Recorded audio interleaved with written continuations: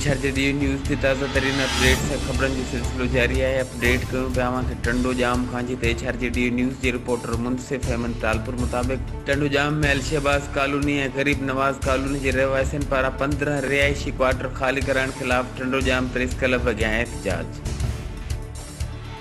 उन मौके ते अब्दुल गफ़ार राजपूत साबिर कायम खानी तौफीक राजपूत ऐं ॿियनि मुतासिरनि प्रेस कॉन्फ्रेंस कंदे चयो त असां ग़रीब ऐं मिसकीन माण्हुनि सां मॉडर्न टेक्सटाइल मिल्स जे मालिक नाइंसाफ़ी करे असांजे रिहाइशी क्वार्टरनि ते कब्ज़ो करणु चाहे थो। 10 महीना पहिरियां बि असां ग़रीबनि जा 23 क्वार्टर ड्राइवुनि ते कब्ज़ो करे छॾियो आहे, जंहिंजे ख़िलाफ़ असां कोर्ट सगोरी में पिणु अपील कई आहे, मगर बिल्डर माफ़िया शायदि कानून खां वधीक ताक़तवर आहे। घर खाली करण खिलाफ अहिड़ी सख़्त सर्दी में असांजा बच्चा खुलियल आसमान हेठि ज़िंदगी गुज़ारण ते मजबूर आहिनि। मिल मालिक बासर हुजण सबबि कानून खां बि ॾाढो आहे, जे सबबि कानून बि संदसि खिलाफ का बि कार्रवाई नथो करे। रिहाइशी क्वार्टरनि जी सरकारी ज़मीन ते असां 1965 खां बि अॻु जा वेठल आहियूं। हिन ज़मीन मिल मालिक जी न आहे, बल्कि विरहाङे जे वक़्तु सिंध छॾींदड़ हिकु वाणिया कम्यूनिटी सां तालुक़ रखंदड़ ख़ानदान जी आहे, जंहिं मथां मॉडर्न टेक्सटाइल मिल्स जो मालिक ज़ोरी कब्ज़े जी कोशिश करे रहियो आहे। एहतजाज कंदड़नि वज़ीर आला सिंध सैयद मुराद अली शाह, IG सिंध ऐं ॿियनि वस वारनि खां मुतालबो कंदे चयो त असांजी ज़मीन ते गैर क़ानूनी कब्ज़ा कंदड़नि खिलाफ़ सख़्त खां सख़्त कार्रवाई करे असां सां इंसाफ़ कयो वञे।